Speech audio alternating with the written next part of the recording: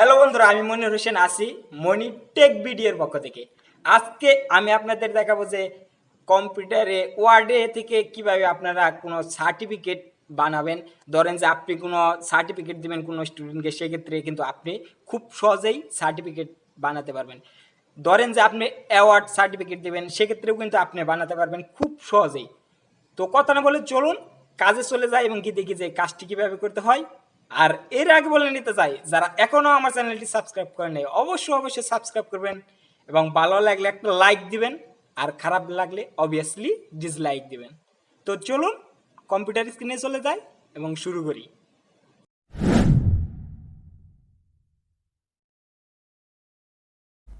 বন্ধুরা, আমি কম্পিউটারে চলে আসলাম। এবার মাইক্রোসফট অফিস ওপেন করব। তো দেখুন যে আমি মাইক্রোসফট অফিস খুঁজতেছি, তো নিচের দিকে ড্র্যাগ করে আনতেছি। তো দেখুন, দেখতে পাচ্ছেন যে নিচের দিকে যাচ্ছি আমি।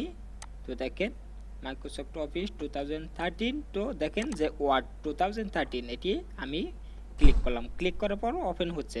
তো একটু ওয়েট করুন। এই যে দেখেন অলরেডি অনেক ফরম্যাট চলে এসেছে।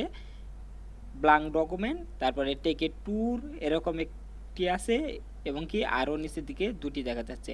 তো একটু ওয়েট করুন, আরও ফরম্যাট চলে আসবে এখানে। তো দেখুন, এই যে দেখুন যে অসংখ্য ফরম্যাট চলে আসছে। এখানে কিন্তু বিভিন্ন ধরনের ফরম্যাট আছে। দেখেন আপনি রিজিউমের জন্য ব্ল্যাঙ্ক, তারপরে টেক ট্যুর, তো স্টুডেন্ট রিপোর্ট। দেখেন এই যে রিজিউম, এটি এরকম কিন্তু অনেক আছে। এই যে দেখেন অসংখ্য ফরম্যাট এখানে আছে।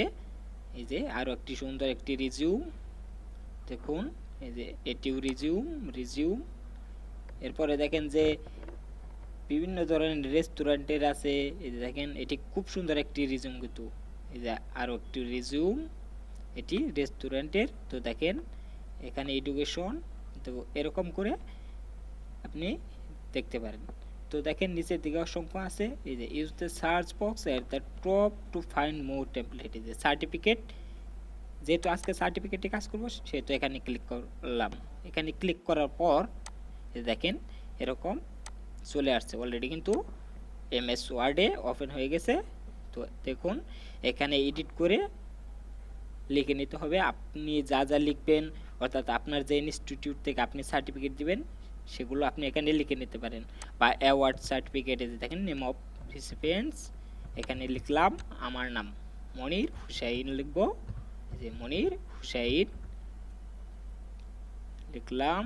এরপরে দেখেন নিচের দিকে ড্র্যাগ করে নিলাম।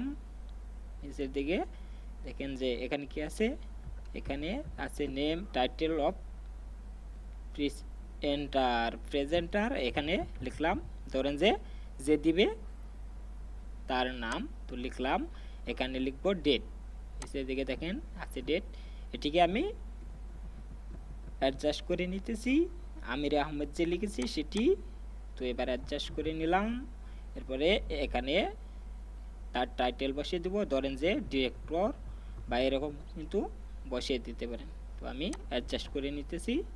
এরপরে এখানে ম্যানেজিং ডিরেক্টর লিখলাম, ম্যানেজিং ডিরেক্টর। এরপরে দেখেন ডেটের এখানে ডেট বসিয়ে দিলাম। ধরেন যে আজকে ইস্যু করবো, তাহলে আজকের ডেট, তো সেই অনুযায়ী আমি ডেট বসিয়ে দিলাম। এবার দেখেন আমি কি করি, দেখেন দেখতেছি যে কি করা যায়। এই যে মনির হোসেন, অনেক সময় দেখা যাচ্ছে যে সার্টিফিকেটে বয়স থাকে, সেক্ষেত্রে কিন্তু আপনি পাশে ডেট অফ বার্থ বসিয়ে দিতে পারেন। আমি ডেট অফ বার্থ বসিয়ে দিচ্ছি। ডেট অফ বার্থ লিখলাম। লেখার পরে আপনি তারিখগুলো বসিয়ে দিতে পারেন। আমি তারিখগুলো বসিয়ে দিতেছি। দেখুন 1-3-1992, দেখেন এই যে 1992। দেখুন এবার এমপ্লয়মেন্টের এখানে লিখব, এই যে দেখেন ডিপ্লোমা ইন সিভিল ইঞ্জিনিয়ারিং বা কম্পিউটার সার্টিফিকেট, আপনি যা লিখবেন তাই হবে। বা awarded certificate, depend on safety বা এক্সপিরিয়েন্স, গুড ওয়ার্কস, এরকম কিন্তু আপনি দিতে পারেন বিভিন্ন টাইপের। তো দেখেন আমি লিখলাম ডিপ্লোমা ইন সিভিল ইঞ্জিনিয়ারিং, তারপরে দেখেন নিচের দিকে অলরেডি লিখে ফেলেছি। দেখেন যে এই যে ইন রিকগনিশন, যেহেতু এখানে হার্ডওয়ার্ক লেখা আছে সেহেতু আমি এগুলো কেটে দিতেছি। ডিপ্লোমার ক্ষেত্রে এই কথাগুলো যেহেতু ঠিক হবে না, সেক্ষেত্রে আমি এগুলো এডিট করে দিতেছি। এডিট করে অন্য লেখা বসাবো। এই যে ফর লিখলাম, দেখেন ফর স্যাটিসফ্যাক্টরি লিখতেছি, একটু সাথেই থাকেন। আর এরই ফাঁকি বলে নিতে চাই, যারা এখনও আমার চ্যানেলটি সাবস্ক্রাইব করেন নাই অবশ্যই সাবস্ক্রাইব করবেন এবং বেল বাটনটি ক্লিক করে রাখবেন নিয়মিত ভিডিও পাওয়ার জন্য। আর আপনি যদি রিজিউম বানাতে চান বা সার্টিফিকেট বানাতে চান সেক্ষেত্রে কিন্তু আপনি আমাকে নক করতে পারেন। তো দেখেন আমি লিখলাম, লেখার পরে দেখেন যে অ্যাওয়ার্ডে একটু ছোটো হয়ে গেছে, তাই একটু বড় করে নিলাম। দেখেন একটু বড় করে নিলাম। আর ডেটটি আমি পুনরায় লিখতেছি, যেহেতু ডেটের নিচে দেখেন যে দাগ আছে নীল কালারের, সেই দাগ বরাবর লিখতে হবে, তাহলে সুন্দর দেখাবে।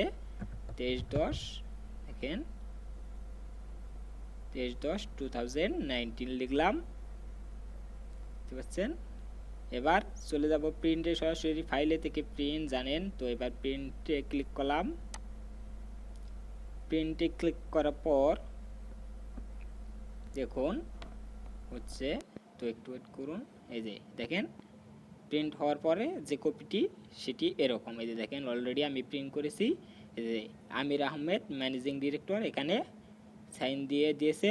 আর এই যে দেখেন আমার কম্পিউটারে কিন্তু এরকম ছিল, তো দেখতে পাচ্ছেন। এবার চলে যাই যে রিজিউম কোথা থেকে বানাবেন। এই দেখেন ফরম্যাট, রিজিউমের ফরম্যাট, তো নেম হেয়ার, তো এরকম নামে একটি রিজিউম দেখতে পাচ্ছেন। এই যে একটি রিজিউম, যে কোনো একটি আপনি বেছে নিতে পারেন আপনার পছন্দ অনুযায়ী।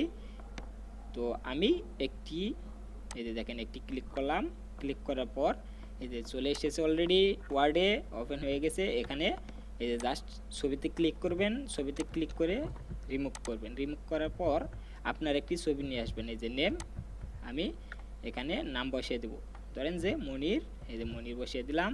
জব টাইটেল, আপনি এখানে জব টাইটেল দিতে পারেন আপনার রিজিউম অনুযায়ী। আমি যেহেতু সেফটি কোঅর্ডিনেটর সেহেতু আমি এখানে সেফটি কোঅর্ডিনেটর বসিয়ে দিলাম। তো দেখুন বসিয়ে দিলাম। এরপরে এডুকেশন, প্রোফাইল, এগুলো কিন্তু আপনি ইচ্ছা মতো চেঞ্জ করে নিতে পারেন। এই ফরম্যাটটি কিন্তু খুবই সুন্দর একটি ফরম্যাট। আপনি সহজেই কিন্তু আপনি ঘরে বসেই কিন্তু আপনি তৈরি করতে পারেন আপনার রিজিউমটি। এই ছিল ভিডিওটি ভালো লাগলে একটা লাইক দিবেন, কমেন্ট করবেন এবং শেয়ার করতে ভুলবেন না। আর যারা এখনো সাবস্ক্রাইব করেন নাই অবশ্যই সাবস্ক্রাইব করবেন। আর যারা সাবস্ক্রাইব করছেন তাদেরকে অসংখ্য ধন্যবাদ। কথা হবে পরবর্তী কোনো ভিডিওতে, সে পর্যন্ত ভালো থাকুন।